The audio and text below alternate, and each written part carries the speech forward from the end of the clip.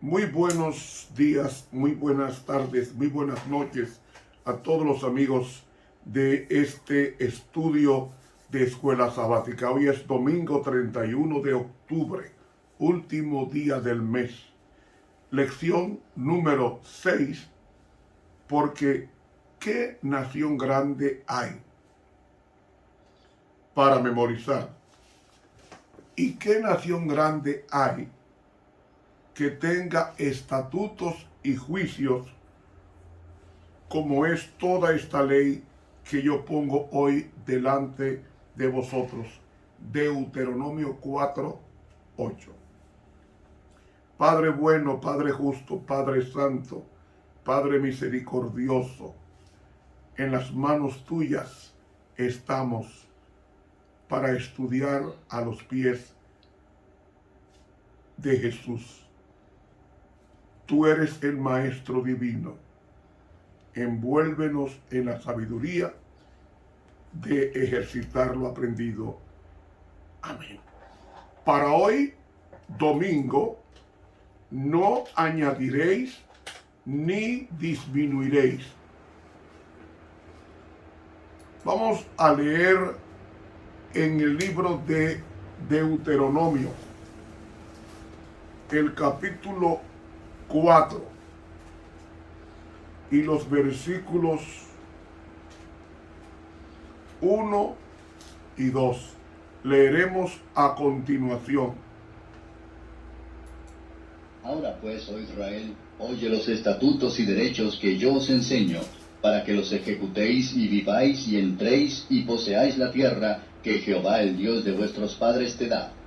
No añadiréis a la palabra que yo os mando, ni disminuiréis de ella, para que guardéis los mandamientos de Jehová vuestro Dios que yo os ordeno. Esta instrucción fue dada a una nación. Primero vamos a definir qué es una nación. Nación es una comunidad social con una organización política común y un territorio y órganos de gobierno propios, que es soberana e independiente políticamente de otras comunidades. Es decir, es un conjunto de personas de un mismo origen étnico que componen vínculos históricos, culturales, religiosos compartidos entre ellos y tienen conciencia de pertenecer a un mismo pueblo o comunidad y generalmente hablan el mismo idioma y comparten el mismo territorio o un territorio. Eso es nación. Ahora, la lección comienza. ¿Qué nación grande hay que tenga estatutos y juicios justos como es toda esta ley que yo pongo hoy delante de vosotros? Inmediatamente preguntamos, ¿qué es lo que hace grande a una nación?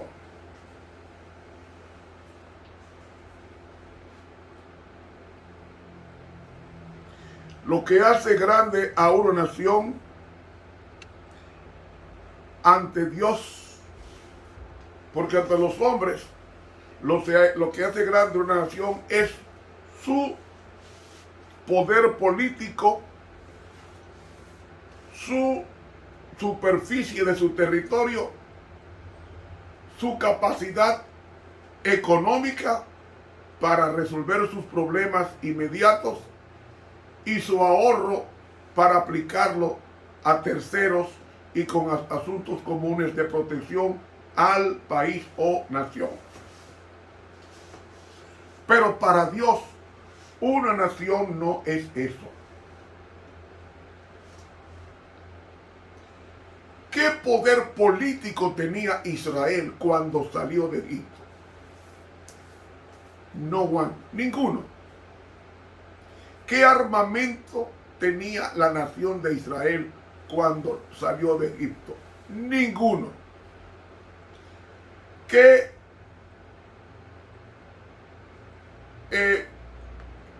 capacidad económica tenía Israel cuando salió de Egipto? Ninguno.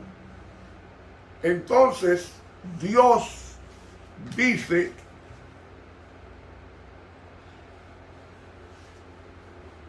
en su palabra que es una nación grande. Y el versículo de memoria lo dice.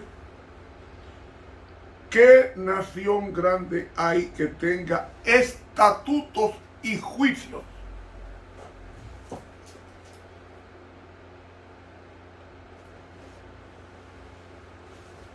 Justos, como es toda esta ley que pongo hoy delante de vosotros. Y usted va a preguntar, ¿qué ley? La palabra hebrea ley que aparece ahí en ese versículo de memoria es la palabra Torah. Pero la palabra Torah tiene tres significados. Significa los 10 mandamientos.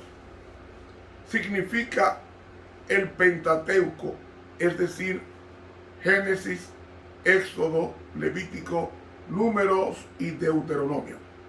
Pero también se llama ley a todo el Antiguo Testamento. Ahora, ¿a qué ley o a cuál de los 3 aspectos se está refiriendo Moisés cuando dice en el versículo 8, ¿y qué nación grande hay que tenga estatutos y derechos justos como es toda esta ley que pongo hoy delante de vosotros? ¿A qué ley se está refiriendo? El versículo 13 dice, y él os anunció su pacto, el cual os mandó poner por obra los 10 mandamientos y los escribió en 2 tablas de piedra. La palabra mandamiento ahí en el hebreo es dabar. Dabar, que es la misma que aparece en el versículo 2 de Deuteronomio 4. No añadiréis a la palabra, o sea, al mandamiento. ¿Por qué? Porque la palabra que aparece ahí en el hebreo es la palabra dabar, la misma que aparece como mandamientos en el versículo 13. No le agregue ni le quites a los 10 mandamientos. No son 11, no son 9, son 10 mandamientos. O sea, el contexto está hablando de la ley de Dios, de los 10 mandamientos que Dios escribió. Dios escribió 3 cosas en la Biblia. La ley de Dios con su dedo, los pecados de los acusadores de la mujer adúltera en Juan 8 y Éxodo 20 y Éxodo 31, 18 y la escritura en la pared en la sentencia del rey Belsasar aquella noche de orgía. A la Biblia no se le puede añadir, pero tampoco se le puede quitar nada, porque hay una sentencia en Apocalipsis a todo aquel que añade o le quita a la palabra de Dios. Apocalipsis 22, 18 y 19 dice: porque yo protesto a cualquiera que oye las palabras de la profecía de este libro, si alguno añadiere a estas cosas, Dios pondrá sobre él las plagas que están escritas en este libro. ¿Cuántas plagas están escritas? 7 posteras plagas de Apocalipsis 16. Versículo 19. Y si alguno quitare de las palabras del libro de esta profecía, Dios quitará su parte del libro de la vida y de la santa ciudad y de lo que está escrito en este libro. ¿Qué es el libro de la vida? Es el libro de los vivientes, es decir, es la mejor traducción, el libro de los vivientes. ¿Vivientes dónde? En la santa ciudad. Cuando una persona muere, hay que llevar la cédula o el ID para devolver eso a la oficialía del Estado Civil de una nación para dar de baja a esa persona que ya no vive en esa nación. Y en su nombre es escrito del libro de la vida, que es donde dice que nació tal día, tal hora, en tal lugar, al libro de los muertos o libro de la muerte que está en el cementerio, registrados en la parcela tal del cementerio tal, del estado o de la ciudad tal. Pero el libro de la vida es donde están todos los nombres de los que están vivos que pertenecen a esa ciudad. Pues el libro de la vida es eso, nuestros nombres inscritos en el libro de la santa ciudad, que aunque no la hemos ocupado todavía, la ocuparemos cuando Cristo venga y nos lleve 1000 años al cielo y toda la eternidad en tierra nueva. Es lo que significa libro de la vida. Por tanto, usted no puede añadir ni puede quitarle nada. No puede quitarle nada ni añadirle nada a la palabra de Dios, porque hay dos sentencias: plaga o su nombre extirpado o borrado del libro de la vida. Y al cielo van a entrar los que tengan sus nombres escritos en el libro de la vida. Ahora bien,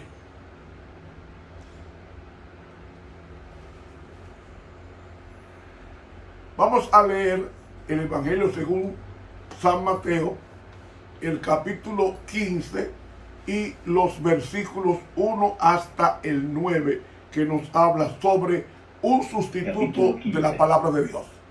Entonces llegaron a Jesús ciertos escribas y fariseos de Jerusalén, diciendo: ¿Por qué tus discípulos traspasan la tradición de los ancianos? ¿Porque no se lavan las manos cuando comen pan? Y él respondiendo les dijo: ¿Por qué también vosotros traspasáis el mandamiento de Dios por vuestra tradición? Porque Dios mandó diciendo: honra al padre y a la madre, y el que maldijere al padre o a la madre, muera de muerte.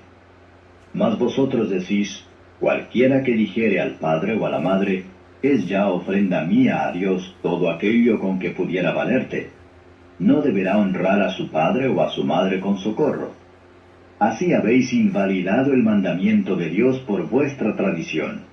Hipócritas, bien profetizó de vosotros Isaías, diciendo: este pueblo de labios me honra, mas su corazón lejos está de mí. Mas en vano me honran, enseñando doctrinas y mandamientos de hombres. Ok, vamos a detenernos ahí. ¿Qué era lo que sustituía? Que menciona ahí la tradición.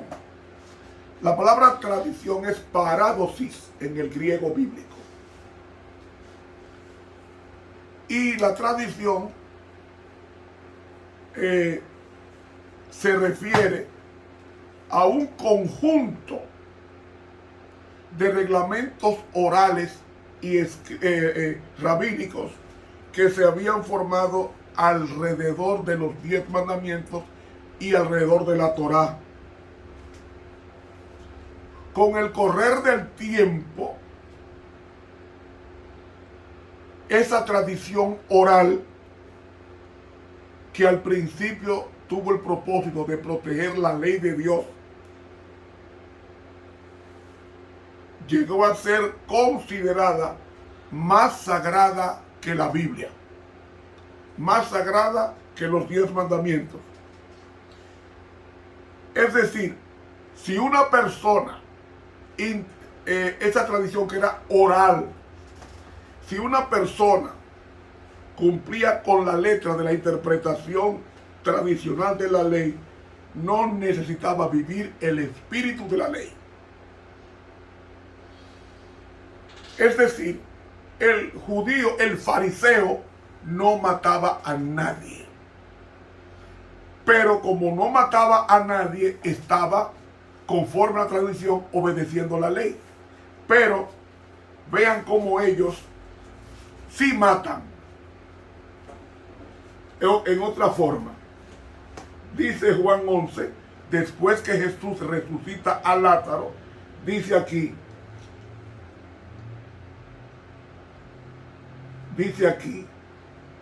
Juan capítulo 11, versículo 49. Y Caifás, uno de ellos, sumo pontífice de aquel año, les dijo, vosotros no sabéis nada, ni pensáis que nos conviene que un hombre muera por el pueblo y no que toda la nación se pierda. Mas esto no lo dijo de sí mismo. Entonces, versículo 53, así que desde aquel día acordaron juntos matarle, es decir, a Jesús. No tomaron una espada para matar a Jesús, pero conspiraron para matarle y lo lograron comprándolo por 30 piezas de plata. Y ya sabemos el resultado. Por eso que Jesús en la santa ley de Dios es bien explícito. En Mateo capítulo 5 y el versículo 5 dice,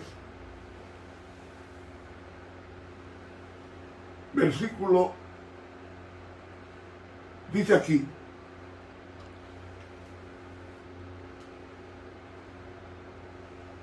oísteis que fue dicho, Mateo 5, 21, oíste que fue dicho a los antiguos, no matarás, pero cualquiera que matare será culpado del juicio. Mas yo os digo que cualquiera que se enojare locamente contra su hermano será culpable del juicio. O sea, no es pecado nada más matar, sino sentir odio hacia el otro es matar.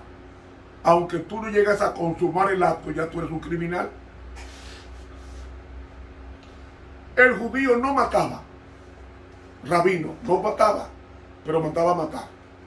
Eso era la tradición. Ellos decían eso en la tradición rabínica. Entonces Jesús, interpretando la tradición rabínica y la palabra de Dios, dice él,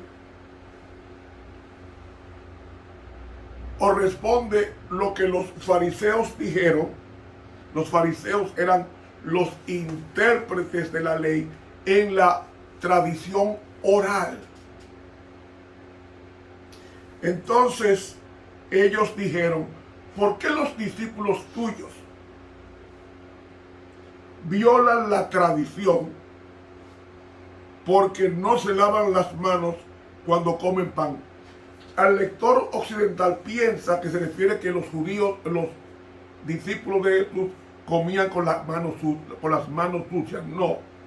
Lo que pasa es que había una tradición para comer, y era que la persona que se lavaba no debía permitir que el agua le chorreara hasta el codo. Ya había violado la tradición y con eso estaba en pecado. ¿Dónde dice la Biblia que esto es pecado? Pero eso lo decía la tradición rabínica. Además, oigan ahora cómo es que ellos violan la ley del quinto mandamiento cuando dice, por ejemplo, un hijo tenía dinero y sus padres vivían de la asistencia económica de su hijo. Si ese hijo tomaba ese dinero y lo donaba a la iglesia en herencia al morir, podía dejar a su madre con hambre y no pecaba. Explíqueme eso. Eso es tradición. Por eso es que Jesús dice, vosotros invalidáis el mandamiento de Dios por vuestra tradición. Es decir, un hombre con dinero podía donar a la iglesia su riqueza y ya podía dejar a su madre pasar hambre y no era pecado. Señores, no dice el quinto mandamiento, honra a tu padre y a tu madre. ¿Qué significa honrar a tu padre y a tu madre? El quinto mandamiento no es protegerlo, no es alimentarlo, no es cuidarlo. Ellos no, los fariseos decían, si tú donas a la iglesia, ya tú no tienes ninguna responsabilidad con tus familiares, ni con tus padres, ni con tus hijos. Porque la tradición decía así. Pero ¿cómo decía la Biblia? Honra a tu padre y a tu madre, que es el primer mandamiento con promesa. Pero ellos, la tradición decía, dona y olvídate de los demás. Eso era tradición. Entonces contradecía.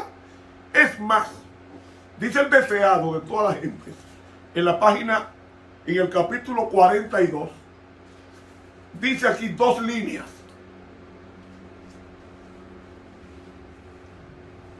Dice aquí,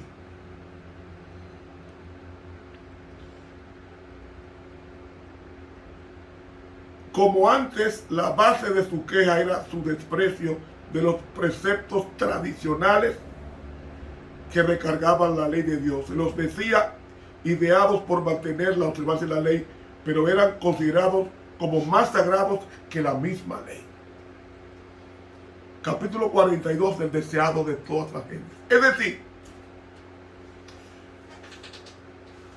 el mandamiento del sábado, usted no podía trabajar ese día. ¿Sabe qué decía la tradición? Que si una gallina ponía un huevo el sábado, no podía comerlo el dueño de la gallina, porque fue puesto el sábado, pero podía venderlo. ¿Ven? Eso es tradición. ¿Qué hay de malo comerse un huevo puesto el sábado? No hay nada de malo. Otra cosa. En sábado, una mujer judía no podía llevar un pañuelo en la mano, porque eso era violar el sábado. Entonces, para que no violara el sábado, tenía que coger el pañuelo y atárselo o ponerlo en alfiler para sujetarlo, y ya no era carga, y ya no violaba el sábado.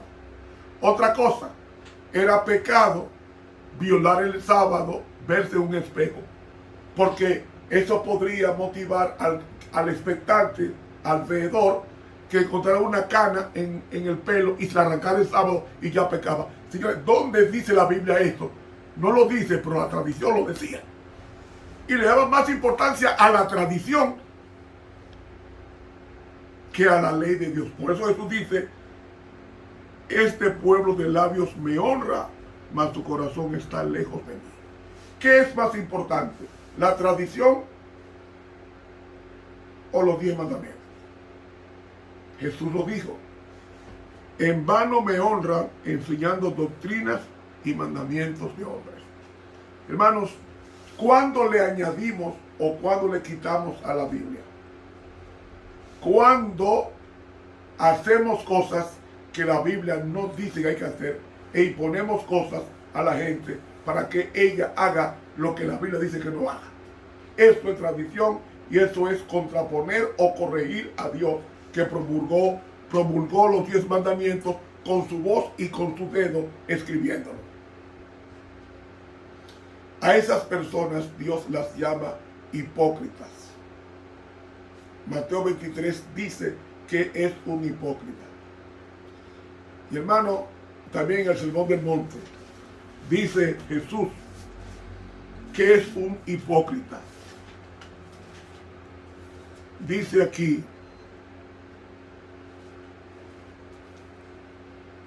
el Señor en el sermón de la bienaventuranza. Dice así: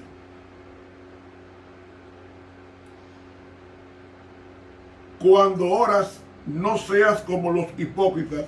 Mateo 6:5. Porque ellos aman el orar en las sinagogas y en los cantones de las calles en pie para ser vistos de los hombres.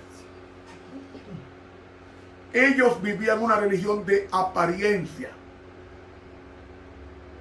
no de intimidad con Dios. De ahí que Jesucristo dijo: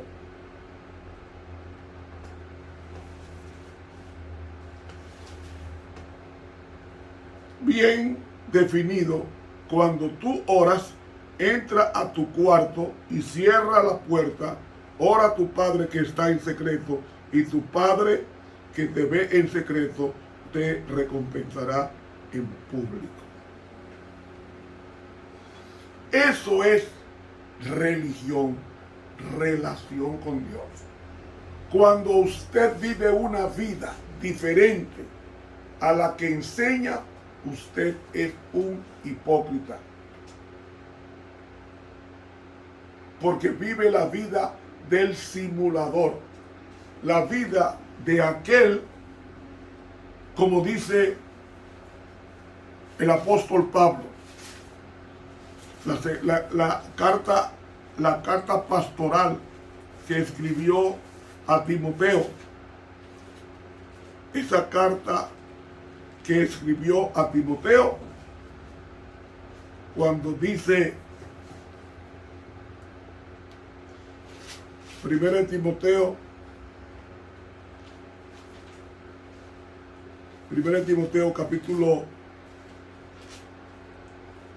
capítulo 4, versículo 2, que con hipocresía hablarán mentira, teniendo cauterizada la conciencia. Y 2 Timoteo capítulo 3 nos dice que en los últimos días vendrán tiempos peligrosos, hombres amadores de sí mismos, avaros, vanagloriosos, y comienza a describir. Y luego, en el versículo 5, él dice textualmente: